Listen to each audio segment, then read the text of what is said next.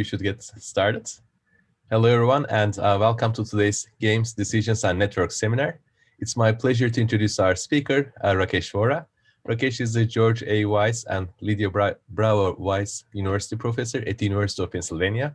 He's a professor in the Department of Economics and the Department of Electrical and Systems Engineering. His main research area is mechanism design and social networks. He's a prolific scholar with many beautiful papers as well as books, some of which I'm sure you have seen before. On my account, I remember studying his book on mechanism design, a linear programming approach during my PhD, getting some interesting ideas from the book and leveraging them in my job market paper. Rakesh, it truly is a pleasure to have you here today. Thanks for joining us. Before Rakesh starts, I have a very brief announcement for the audience. First, the seminar will be recorded. If you don't want your picture to be captured, feel free to feel free to keep your video off. During the talk, if you have any questions, please type questions to the chat window and I will relay it to our speaker. And at the end of the talk, we will have some time for Q&A. If you have questions there, just raise your hand and we will unmute you so that you can ask your question directly to Rakesh. With that, thanks again for joining us, Rakesh. The floor is yours. Thank you very much for the introduction, Ozan. What I'll be talking about, by the way, I will not be sharing my screen, but you will be able to see my slides in a moment. But if you want to keep me centered, then you have to highlight or pinpoint whatever is the relevant command in Zoom. What I'll be talking about today is joint work with Victor Amelkin and Santosh Venkatesh. Victor was a postdoc at the Warren Center at Penn until last year and is now with Amazon Robotics. And Santosh is a colleague of mine in electrical and systems engineering. As you know, for the last at least 10 years, there's been a great deal of interest in systemic risk, which is when a small shock to, say, some part of a financial network is amplified and subsequently results in widespread default or insolvency. Right? There is a huge literature on this question now, and within the literature, there has been the following puzzle or issue, which is whether diversified financial networks, and let's suppose the diversification is in the form of cross shareholdings, meaning I own some shares of you, you own some shares of someone else, and so on and so forth. And in some parts of the world, these cross-shareholding networks are ubiquitous. The People's Republic of China is an example. Okay. In such settings, people have wondered whether diversified cross-shareholding networks are perhaps more resilient to systemic risk because small shocks could be absorbed because of diversification. But the counterintuition is that the diversification increases the channels by which a small shock can be spread. So which of these two forces dominate? And if you look at the prior literature, people will have models of diversified financial networks. And then for a particular measure of diversification that is associated with their model, the interesting result would be some kind of non-monotonicity, which is for low and high levels of diversification as measured in that paper, the network is resilient to systemic risk. But for intermediate levels of diversification, it's more vulnerable to systemic risk. Right? Now, the issue with these kinds of papers is that they're looking at very particular models of financial networks to draw these conclusions. And I'll be more specific about that in a moment. Right? So the setting I want you to consider is one where firms own shares in each other. So your value as a firm will depend upon your cash endowment as well as the valuations of other firms that you own shares in. Okay? Now, in this model, if a firm's valuation falls below some pre-specified threshold, it's going to impose a discontinuous loss on its counterparties, and think of this as a default cost. And this in turn will impose default costs on counterparties of counterparties, and so on and so forth. So this is the channel by which a small shock could potentially be amplified. Okay. Now, the challenge with these kinds of models are the following. You can write down an equation that governs the equilibrium valuations of the firms, but these equations typically do not have a closed form solution. Therefore, in order to do any kind of comparative statics, people have typically paid attention to specific network instances. So for example, regular networks, complete networks, a cycle. And then you study the comparative statics in that particular network. And then you argue that that perhaps gives us insight into other networks. Or you might even run some simulations and say, aha, the simulations confirm what we see in the particular networks that were examined. And in these models, diversification is treated, is set up by assuming that a firm divides its outstanding shares equally among all other firms. And I'm going to call this setting the setting of a regular clique. Now, there is a variant of this that you can imagine, which is first firms decide who their counterparties are, and then they divide their shares equally among their counterparties. In that model, you can control how many other people own your shares. But whatever shares are extant are divided equally among the people who hold them. In this setup, a firm's value is typically a nonlinear function of the cash endowment and the returns. And then the other challenge is that there can be multiple equilibria in these models. And so then you have an issue of equilibrium selection. And what is typical is to look at either the worst or the best equilibrium in this setup. Here's what we're going to do that's different. We're going to model a fully diversified network in terms of a probability distribution over equity shares. It is the properties of this distribution rather than one particular profile of shares that encodes the meaning of diversification.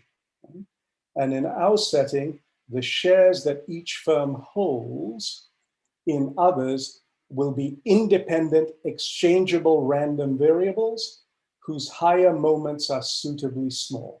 So the exchangeability is important. We think this is what is meant by diversification, which is basically the names of counterparties don't matter. Okay. This is how we're capturing diversification. Okay. We impose no condition on firms' cash endowments. And now what is important here is no two realized diversified networks will be identical. We're drawing these equity shares from a distribution. You make a draw, I make a draw. The resulting financial network that we see need not be identical. Okay? The technical result that we will prove is the following. As the size of the network increases, the equilibria of almost all of these fully diversified networks are concentrated around the equilibria of the regular clique. So what we're saying is there are a whole bunch of networks you can imagine. They could look very different ex post, right? But if they're large enough, their equilibria all behave in roughly the same way. And if you buy this statement, it means that if we wish to study systemic risk in these kinds of networks, it's enough to look at the regular clique. Okay. Now, what I'm going to do now is formally describe the model, formally state the result, and then give you the so what. In other words, what is it that we can do with the fact that it is enough to look at a single deterministic object to say something about systemic risk in diversified networks. Okay? And what I will argue at the end is that we arrive at a result that runs counter to the non-monotonicity results that you see in other papers. Generally, diversification is a good thing. Okay. Any questions so far?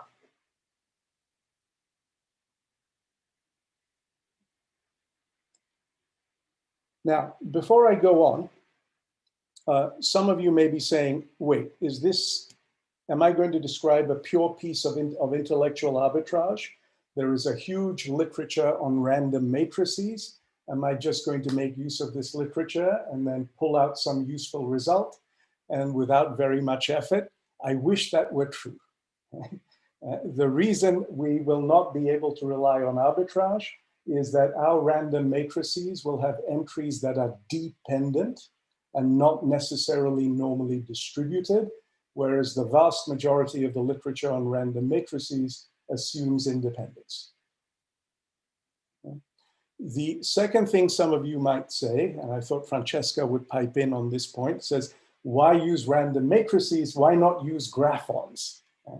So for those of you who haven't seen graphons, if you're familiar with the continuum models of economies as a way to get around problems of indivisibility, graphons are the analog of that for networks. They're a continuum model of networks. And so potentially that could make analysis easy. The drawback of graphons is one, it's a continuum model. And so you worry about the limits and the rates of convergence. And two, they're really a continuum model of dense graphs. And in our setting, we don't necessarily have dense graphs. Okay. So what's our model that we're working with? It's basically a variant of a model due to Elliott, Golub, and Jackson. Those of you who are familiar with this model will see some differences in the way that I've described it. These differences are purely cosmetic. They're designed to cut down on notation. So there are n firms. Each firm I has a cash endowment E sub I. And I'm going to denote the valuation of firm I by capital V subscript I. Cij, which is a number between 0 and strictly less than 1, is the share of firm J owned by firm I. And the assumption I'm going to make is that firm J retains a positive fraction of its shares. So C1J up to CNJ is strictly less than 1. Okay. And that leftover you can think of as being owned by outside investors. Now, what's an equilibrium profile of valuations in this economy? It's a solution to the equation that you see in the second line of this slide. Boldface V is the vector of valuations. Now, if you ignore the term involving beta, you get a simple linear equation which says my value should be equal to my cash endowment plus the value of my holdings in other firms. Okay. Now, what is the term involving beta? Well, it is basically a step function that captures the idea that when you become insolvent, you impose a discontinuous loss on your counterparties. And so basically, if the value of your firm falls below this threshold tau, I'm going to call you insolvent, the beta kicks in. You suffer a loss of beta. And if your value exceeds tau, I'm going to call you solvent. You impose no loss on your counterparties. Okay. So tau is the threshold for solvency, beta is the penalty.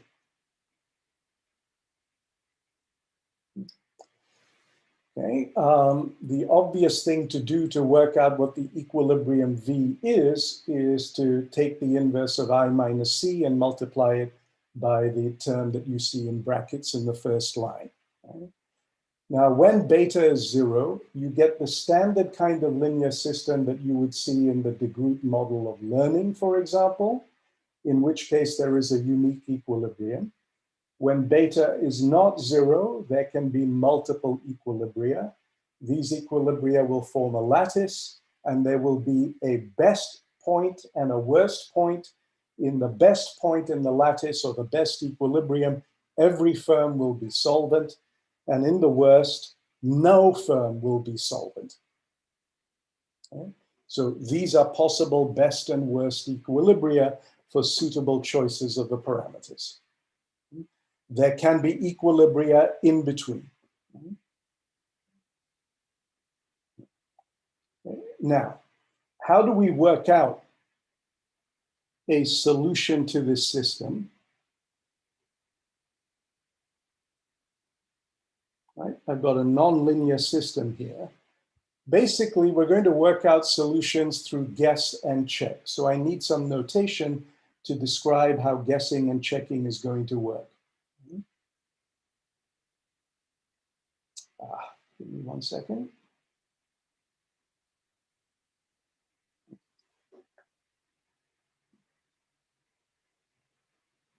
Here's the guessing. Pick some subset of firms to be solvent and pick some other, the remaining firms, to be insolvent. That's described by the vector boldface K. So if Ki is equal to 1, then I want firm I to be solvent. And if Ki is 0, I want firm I to be insolvent. So I'm making a guess as to which firms will be solvent or insolvent. Okay? Once I tell you which firms are solvent or insolvent, then I know exactly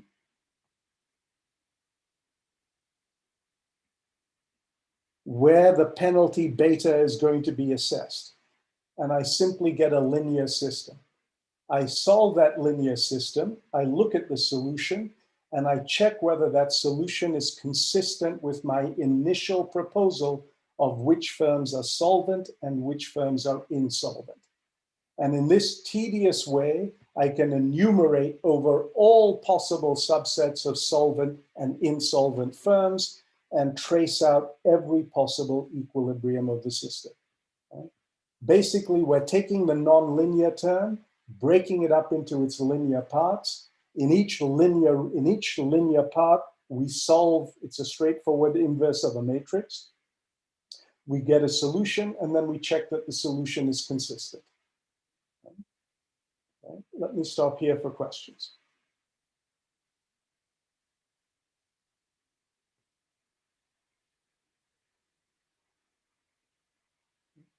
So the way to think about it is I'm dividing Rn up into orthents. A typical orthent might involve firms 1 up to 5 being solvent, the remaining firms being insolvent.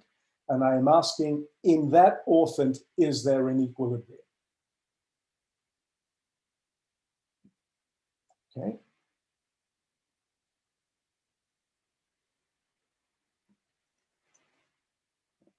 Now I'm going to make the following simplifying assumptions. Every firm has the same endowment, and every firm has the same exposure. What is exposure?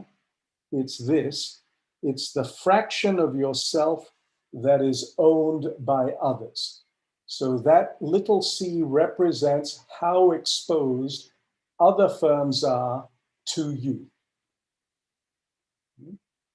The concentration result that I'm going to describe does not rely on the fact that everyone has the same cash endowment, nor does it rely on the fact that the exposures are the same across firms. The reason I'm making this assumption is because I want to abstract away from individual firms to understanding how diversification alone affects systemic risk. Now, what is the regular clique? The regular clique is the matrix of cross holdings where everyone owns an equal amount of you. So you're handing out basically fraction C of yourself, and that C is divided equally amongst everyone. And this is the equilibria. This equation governs the set of equilibria for the regular clique. Now, why am I interested in this special case? It's the concentration result, which is that if you draw these share matrices from the distribution that I specify, as the network gets large enough, the equilibria of any one of the matrices that you drew is going to concentrate around the equilibria of the system that I just boxed at the bottom of this slide. That means I only need to study the regular clique in order to be able to tell you about the behavior of a wide range of networks. What's the advantage of studying the regular clique? Well, the matrix C, all of its entries are the same. So when I do I minus C inverse, this is a circulant matrix. There are well-known formulas for taking the inverse of a circulant matrix. We can use those formulas and we can work out in closed form all the possible equilibrium profile of valuations. And notice they basically depend on just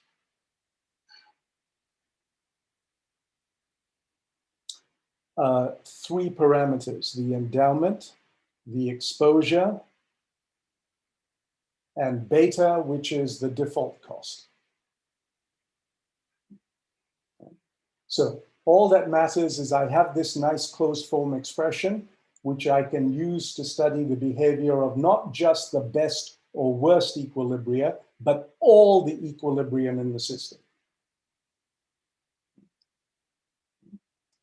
Okay. Now let me formally state the concentration result. Okay.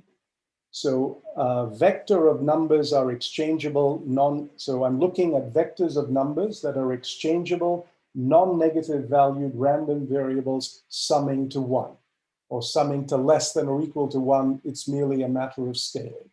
Okay? So if Fn denotes the joint distribution of these numbers, Fn is invariant with respect to permutations. The component-wise expectations and variances must be equal, as must be all moments. This just follows from exchangeability. Okay. Okay. What is important here is because these things add up to 1, they are negatively correlated. Okay. This is why there are no results in the literature on random matrices that we are aware of that allow us to get this concentration result.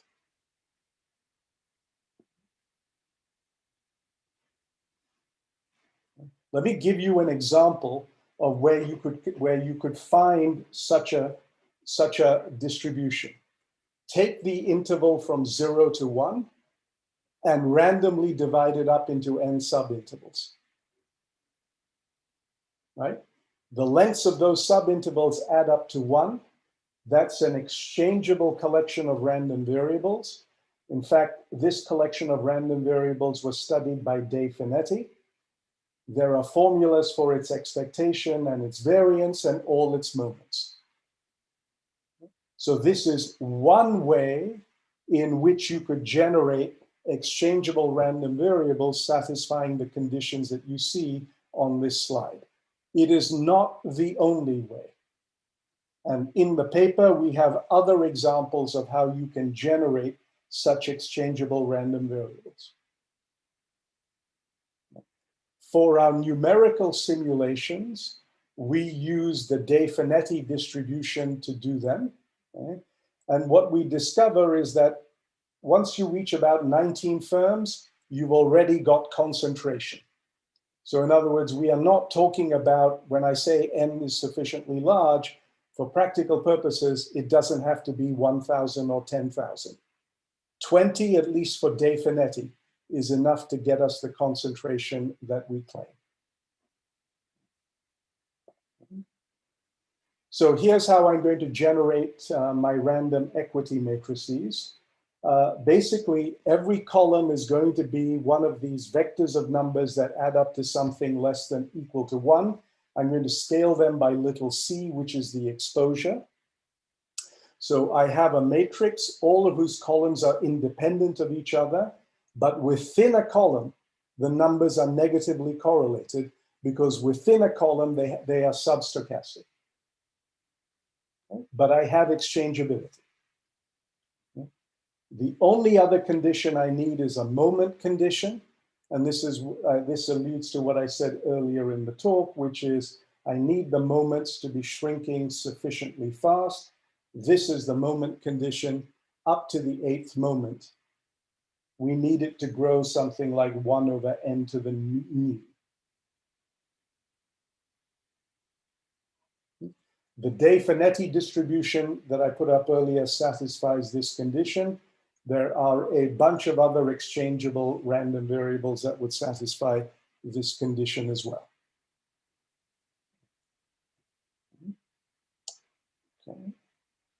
Okay. Now I can give you the concentration result that I've mentioned a number of times earlier. So suppose C superscript n is a sequence of random cross-holding matrices generated in the way that I described. Let V superscript n be a solution to the equilibrium equation for each n. Okay.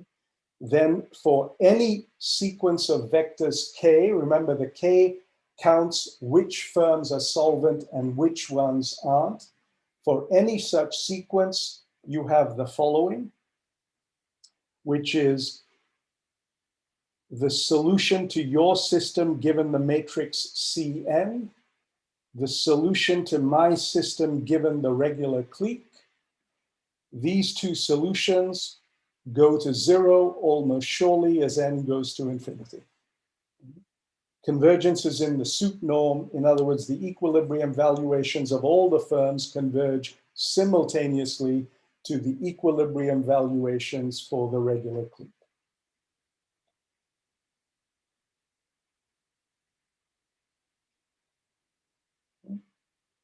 Okay, that's the formal mathematical result. I haven't yet told you why it's useful beyond being an interesting mathematical curiosity. Let me say a little something about the proof. It's about 15 pages long. I'm not about to inflict it on you. Instead, let me tell you what's the difficulty, why 15 pages. The difficulty is here. I've got this random matrix C. I've got to work out what I minus C to the power of -1 looks like. Well, the obvious thing to do would be to expand it out as a power series.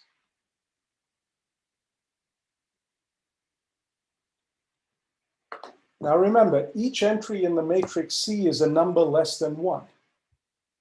So your intuition might be, wait a second, I'm doing C, C squared, C cubed.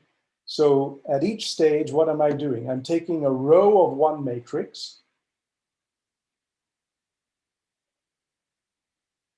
and I'm dotting it with the column of the other. That's what I do whenever I multiply matrices together. Well, my row consists of numbers that are less than 1. My columns consist of numbers that are less than 1. Surely when I do the dot product, I am now adding up squares of numbers that are less than 1. So it seems like I'm adding up numbers that are getting small very fast. But the catch is, as n gets larger, the length of the row is getting larger. The length of each column is getting larger. So that when I do the dot product, yes, I'm multiplying small numbers together, but then I'm adding them up a lot of times. And furthermore, I'm adding those entries up an infinite number of times. It is not immediately obvious that this sum will not blow up. And so in order to show that we get convergence, we really do have to make use of the fact that the entries within a column are negatively correlated. And we do have to make use of the fact that the variances decline in the fast enough, but not so fast as to be uninteresting. Let me pause here for questions if there are any.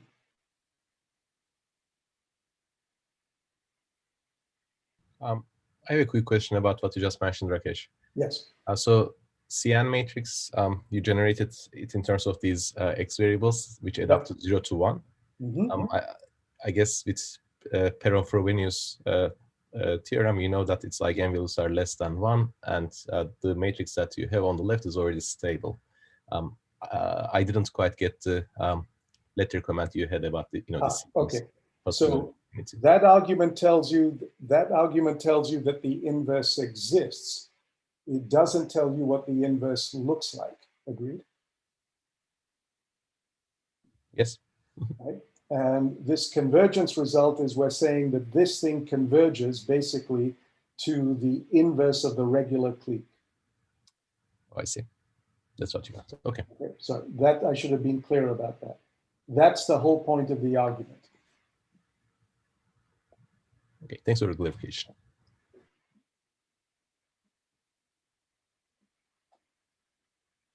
Okay.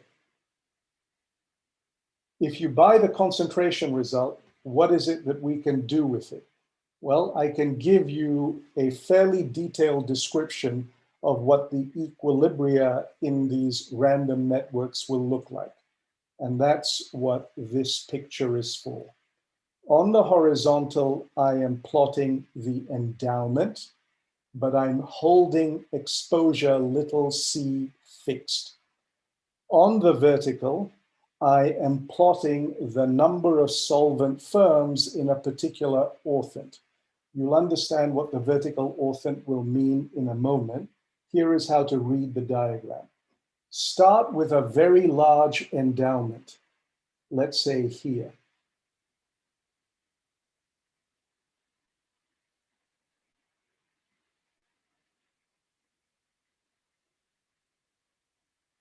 Where I've drawn a vertical black line. At that endowment, notice the black line intersects only one of the blue lines at the top. What does that mean? For that endowment, this system has only one equilibrium. It is the equilibrium where every firm is solvent. Now, as you shrink the endowment, so this black line will move to the left, it now hits two blue lines, one at the top and one at the bottom. What is the blue line at the bottom? That is the moment when the worst equilibrium, where every firm is insolvent, emerges. So I start with a high endowment. There is only one equilibrium. Every firm is solvent. I shrink the endowment. A new equilibrium emerges. It is the one where every firm is insolvent. Now, as I keep shrinking the endowment, this is the third vertical black line, what happens? An equilibrium where all but one firm is insolvent emerges. An equilibrium where all but two firms are insolvent emerges. An equilibrium where all but three firms are insolvent emerges. But the equilibrium where every firm is solvent remains. As I keep shrinking the endowment farther, notice what's happening. The equilibrium where every firm is insolvent persists, but the equilibrium that consists of exactly one solvent firm disappears. Equilibria consisting of exactly two solvent firms start to disappear. What appears in its stead? Equilibria with many, not necessarily all, solvent firms. As I keep shifting the endowment to the left, equilibria with a minority of solvent firms disappear. Equilibria with a majority of solvent firms appear. But the equilibria where every firm is solvent persists. Once the endowment gets small enough, there is only one equilibrium, which is every firm is insolvent. Okay. Now, this is just a description of what the equilibria look like as you vary the endowment. So far, I've said nothing at all about systemic risk. In order to tell a story about systemic risk, I need a story of dynamics. And in this model, there is a natural dynamic to use. Let me describe it. I've given you two versions, a discrete and a continuous. You can pick whichever one you want. And the way that I'm going to think about how this system responds to a shock is as follows. Pick your starting equilibrium. And let's suppose we will start with the best equilibrium where every firm is solvent. Take that profile of valuations and move it. That's the shock. Then start the system according to the dynamic that you see from that point. Where does it go? This is the way I'm going to think about how this system will respond to a shock. I am only interested in small shocks because that's the interest in systemic risk. Do small shocks amplify, resulting in widespread insolvency? Okay. That's my dynamic. Now, if I go back to the picture I had before, I can tell the story in terms of the dynamics.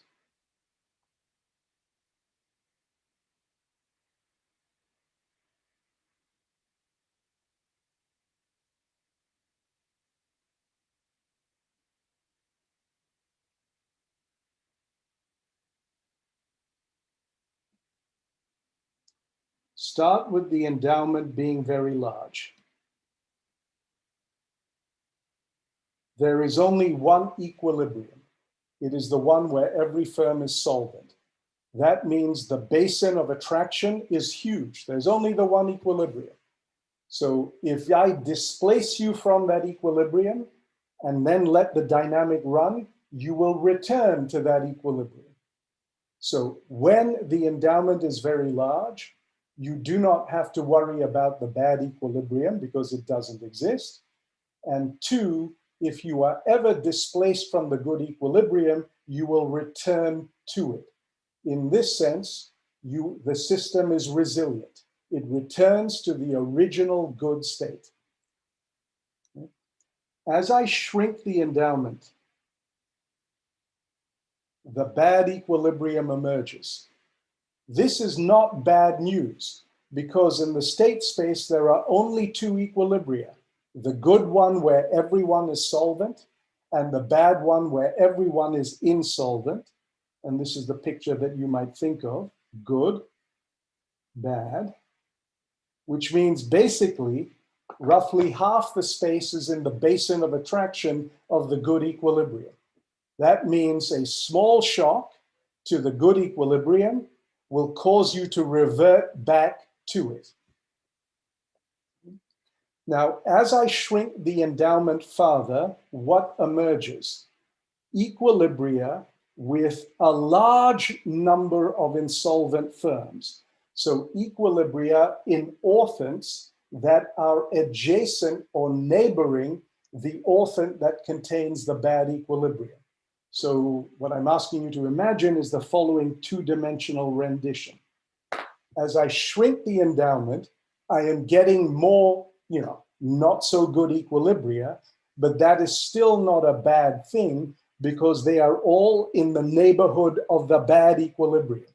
In other words, the basin of attraction of the bad equilibrium is shrinking, but the basin of attraction of the good equilibrium remains large.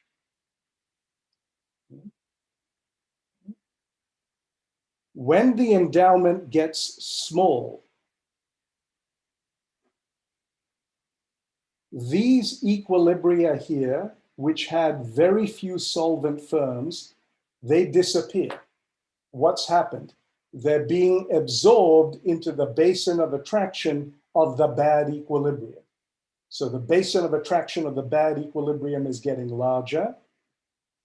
When the endowment is here, where I just put the arrow, what do you see? You see equilibria emerge with a large number of solvent firms. In other words, equilibria in orthents that neighbor the orthent that contains the good equilibrium.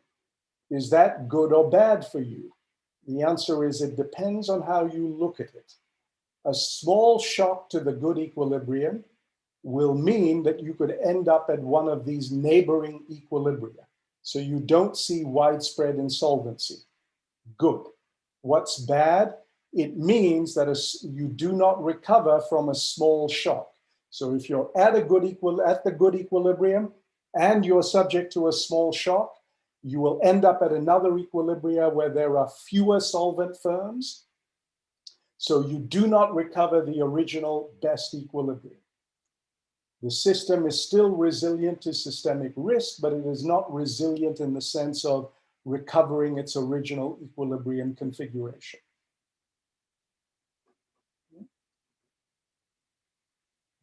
What else can one say? Here I talked about varying the endowment. Now let me talk about varying the exposure. And maybe this picture will do it. It's three-dimensional. On the horizontal axis, I am recording exposure. Remember, exposure is the fraction of yourself owned by others. The other axis on the lower plane is the number of failures to tolerate. So here's the way to interpret the picture. Fix an exposure and fix the number of failures that you wish to tolerate. Okay? Now I'm going to ask the following. What is the smallest endowment you must have so that the following is true? Okay? So suppose you fix the number of failures to 5. What I'm going to do is I'm going to start in the best equilibrium, move the vector of valuations to another vector of valuations where 5 firms are insolvent, and then let the dynamic run. I want to know whether you return to the original best equilibrium. Well, that's going to depend on your endowment. And on the vertical, I am recording the smallest endowment such that you will return to the original best equilibrium. What I'd like you to notice about this diagram, there are 2 sheets. So the first sheet is the surface of endowment so that you recover your original position in the best equilibrium. The second lower sheet is the minimum endowment so that you do not end up in the worst equilibrium after the perturbation. What I think is interesting is that as you increase exposure in this diagram, both sheets bend down, meaning a smaller endowment is needed either to preserve resiliency or to prevent you from ending up in the worst equilibrium. So in this sense, exposure is unarguably a good thing.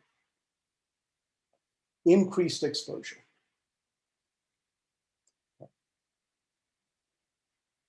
Now, I said that other people have also looked at this object called exposure.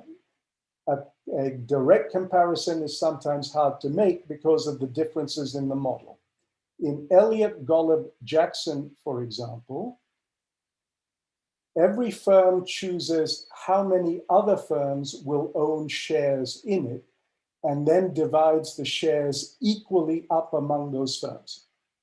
So for them, exposure is basically the out degree of every firm.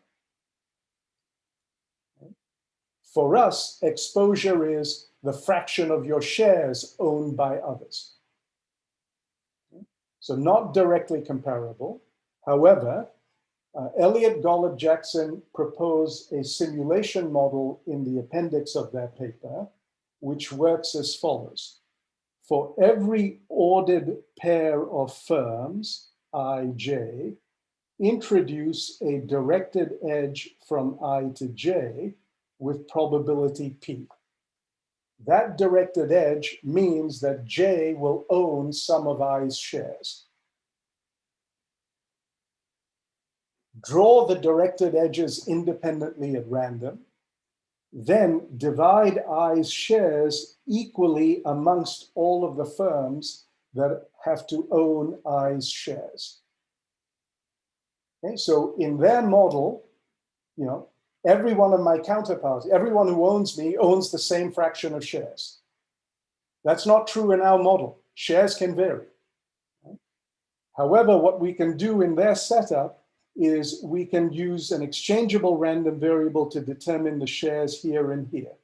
So just as they can control their out degree, we can control the out degree, but we don't require the shares to be identical. The same results that I described, the concentration results, will go through, even in that setting.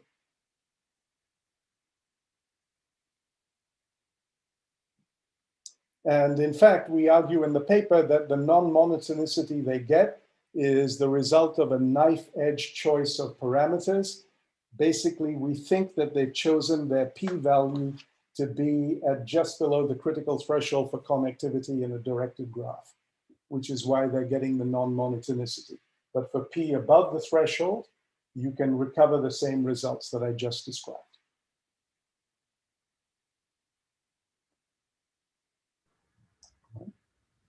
Quick question about this slide, Rakesh. So Sure. Here you are changing C, the exposure, but fixing beta, correct? Correct. Beta is fixed, tau is fixed. So the insolvency penalty, the threshold for default, those are fixed, and we vary only C and endowment. So would it be also natural to think about settings where beta also changes with the way you scale C, the exposure? I think that seems, yes. We haven't thought about it. We could certainly do that. And in some sense, you get a flavor of this if you look at the closed form expression that you get for the possible equilibria in the regular clique right here. Right? There's a beta times C term. So we can certainly make statements about beta and C changing simultaneously. What may be harder to do is make statements about what happens to the structure of equilibria. And the reason for that is, if you look at this Z-shaped curve that I drew, notice these various thresholds depended on beta and C, right? When these different classes of equilibria emerge. And so what you can see from this diagram is the following, that if you increase C, then these bands become narrower. So the main body of the Z becomes narrower, and in fact, the Z moves to the left. Yeah. And let's see, if you increase beta, let's see, yeah. Notice beta determines the width of these bands. So as you increase the penalty, the period in which these various equilibria exist, the range of endowments over which these various equilibria exist increases. Okay, actually, I have a follow-up question to that, because when you were describing the picture, when you commented on how diversification could be perceived as being a good thing, I was also thinking about this picture, and it seems as if as exposure increases, as C increases, approaches to 1, we have almost a phase transition type behavior, right? We can jump from the best equilibrium to this worst equilibrium after a slight perturbation of the endowments. No, you have to be right. Yes, after us, yes. So so these bands of Z get smaller, and you can jump. These bands of Z get, yes. So the bands get smaller, and then the whole Z shifts to the left. And in fact, that's the reason I have this. It's in this diagram, it's very hard to see what happens as C is changing, because you have to change the endowment level at the endowment level where the worst equilibria emerges and where the best equilibria dies out change as well. So I have another diagram which I was reluctant to show because I wasn't sure how useful it is, but it's an attempt to understand what happens if you change exposure. So I'm happy to go through that if there's time. And you let me know. I mean, if you want, we can circle back to it at the end. Either way is fine. Okay, so let me conclude by making the following, if you like, call to arms, which is we don't think the approach we're taking is useful just for thinking about systemic risk in financial networks for the following reason. There are a variety of network interactions where the equilibrium outcomes are given by systems of this kind. The de Groot model of learning, games on graphs where payoffs involve a quadratic term that depends on neighbors, have this feature. Right? In all of these cases, being able to say something about the comparative statics of the equilibrium outcome is difficult because it involves taking the inverse of a matrix. Right? Our proposal is, well, generate the matrices at random, catch.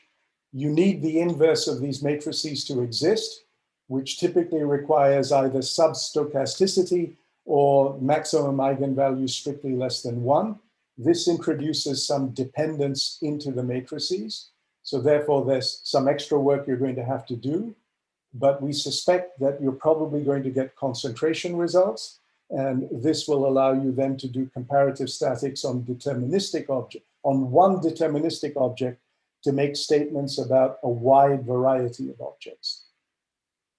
Okay? And one can imagine a whole host of random models for generating such matrices. We picked one where you were choosing equity shares, but you could think of the models that econometricians use, these latent models where every node has a type and 2 nodes are adjacent if their types satisfy a certain property. So there are a number of models that are used by empiricists, which I think are well within the realm of being tractable, in which there may be concentration.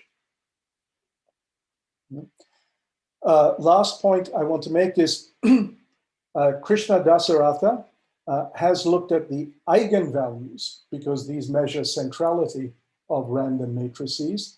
The difference is we are looking not at the eigenvalue, but at the solution to these systems. And Dasaratha's results about eigenvalues, they make use of results due to Fan Chung and others on random matrices whose entries are independent.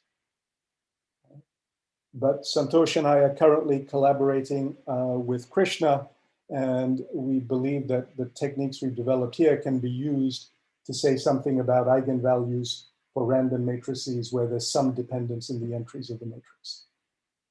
So this would allow you to make statements about centrality in a number of settings. And I think I've taken enough of your time already. Thank you very much for your attention. I'll end here. Thank you so much for a nice talk, Rakesh.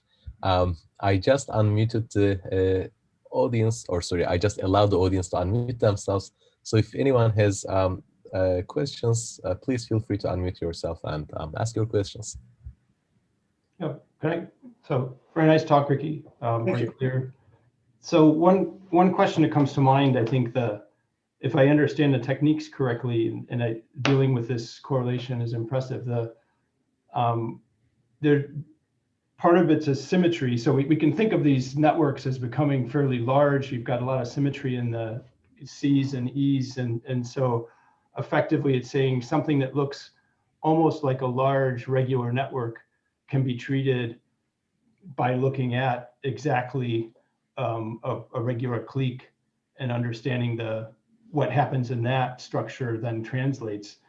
And I'm wondering, like if we think about financial networks, there might be there's more heterogeneity, but often the heterogeneity might fall into several classes. So core periphery networks would be one where you have a set of banks that look fairly similar and larger and fairly well connected, and then a bunch of smaller ones that, and I wonder, is there a way of extending this to have symmetry classes within the structure and saying that effectively those networks are going to look like a limiting network that looks completely, where you really look at a completely symmetric core periphery network would look like a large random core periphery structure, and that you can basically get the same intuitions out of looking at the deterministic, fully symmetric limit?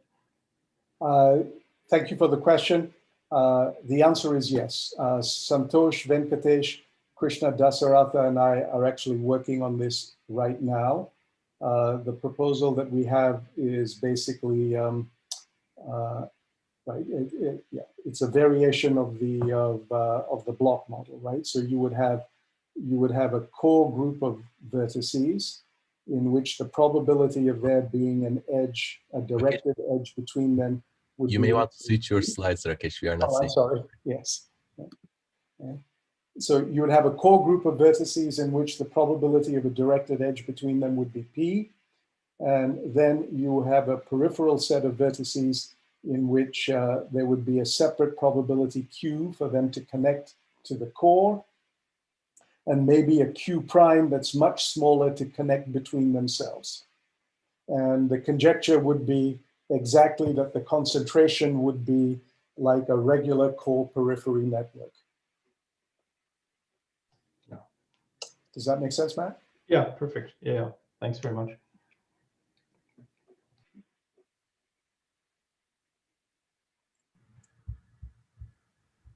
Can I ask a question? Yeah, go ahead.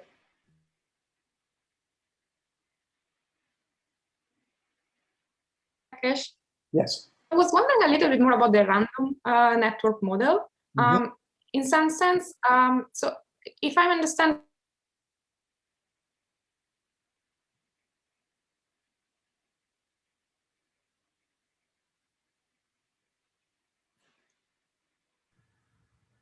Francesca, we have trouble hearing you, or at least I do. No, I lost her as well. Maybe you can use the chat to submit the question, and we can relate to Rakesh.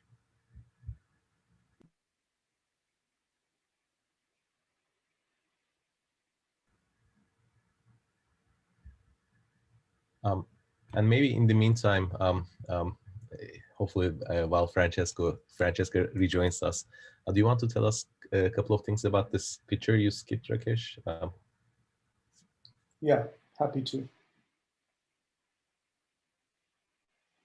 This was an alternative diagram that we constructed to try and explain what happens as you vary exposure. So in this diagram, you have exposure on the horizontal, endowment on the vertical. Okay. So when I pick a point, I'm talking about an instance with endowment with exposure C and endowment E. Now, if I pick a point in the pink triangle at the bottom, that means for that pair of values, there is only the bad equilibrium. If I pick a point in the green triangle, for that point, there is only the good equilibrium. Now, if you pick a point in the yellow region in between, both the good and the bad equilibria exist, but also equilibria with an intermediate number of insolvent firms. Okay. And the picture is a little counterintuitive, and so this is something to keep in mind. As you move, so start at C0, a particular exposure, and move up. So that corresponds to holding the exposure fixed and increasing the endowment. Okay. As you move up, right, you start with a very low endowment. The only equilibria is the bad one. Okay. When you cross over, the best equilibrium emerges, but also equilibria with a large number of solvent firms. Okay. As you keep going up, what's happening? The equilibria with a large number of solvent firms are disappearing because they're being absorbed into the basin of attraction of the best equilibrium. And here you're getting equilibria with a large number of insolvent firms, even though you're heading towards the green region where the best equilibrium exists. Okay? But the way to think about it is the presence of lots of equilibria with a large number of solvent firms prevents the system from collapsing, but it also prevents the system from recovering in the sense of going back to the all solvent state. Okay, that's this part of the picture. Now let's hold the endowment fixed and vary the exposure. So therefore, I start here and I go to the right. Now notice, as I go to the right, I'm still in the world where there is only a bad equilibrium. I'm increasing exposure, but I'm only in the world where there's a bad equilibrium. When I cross over the threshold, the bad equilibrium exists, the good equilibrium exists, but I'm also in the world where there are equilibria with a large, but not all firms being solvent. Okay? Now, as I keep moving along, it's sort of a similar picture. The equilibria with a large number of solvent firms start to disappear. They're being absorbed into the basin of attraction of the best equilibrium. So the basin of attraction of the best equilibrium is actually expanding as I'm increasing my exposure. And what's happening with the worst equilibria is that these other equilibria with many insolvent firms are appearing next to it. And then if you keep going far enough, you end up in the state where there is only the good equilibrium. Perfect, that makes sense. Yeah. And I think it's also, I mean, I find it interesting that, you know, this yellow region also shrinks with beta, and this is a, you know, type of phase transition type of behavior I was trying to get to. In the meantime, I believe Francesca joined back. Yes. And Francesca asked a question whether the model that I described actually, I was wondering if this model generates dense networks since Cij converges to 1/n for each Eij. Okay, so dense network is that the proportion of edges. Okay, sorry, I have to remember what dense means. Dense means that the probability of an edge is some constant. So therefore, the number of edges is typically growing like the square. So in our case, since Cij is 1/n, we're growing roughly like n. So the answer is the model I described would be, I guess, in this sense, sparse, which is why I drew that distinction with graphons. I hope that answered your question, Francesca. I mean, I think like that also would be covered by graphon. I will need to double check to make sure, but like, I think like the number, like here you're doing like the weight of the edges, but the number of edges scales with n, right? Like you think of it just 0, 1, it scales with n, but and then you have a rescaling factor, which I think you can recover with the graphon because you can degree normalize, basically. You can generate a random graph and then degree normalize. But that would be for the rows while you're doing it for the columns. So that's why I'm not exactly sure, but it would be very interesting to see whether there's a connection there. Absolutely. So when I mentioned the contrast of graphons, it was not to say don't do graphons. Saying you know there are two difficulties we see with graphons, so that's why we're doing this. But this doesn't mean that if people are smart enough, they can't make the graphon technology work. And because by analogy in economics, we know these continuum models of economies have sometimes proved useful in developing our intuition about behavior. And there's no reason to suppose that would not be true for networks. Yeah, no, I was very curious because I think like if that thing that I'm thinking is true, then maybe this could help in generalizing also to other things, like not the complete, but convergence in some like stochastic block model type of setting, which could be interesting. I don't know. We can like of course, talk more offline on that. It would be super interesting. Very good. So I do not see any other questions. Thank you so much, Rakesh, for joining us today. This was great. Thanks for your time. No, thank you. And thank you very much for your attention. Right. Have a good day. Bye, everyone.